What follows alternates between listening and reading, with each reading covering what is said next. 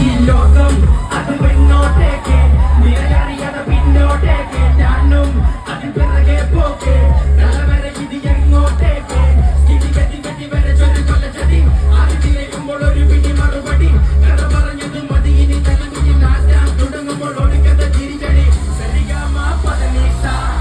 അത് നമ്മൾക്കറിയില്ല അറിയില്ലേ പറയില്ല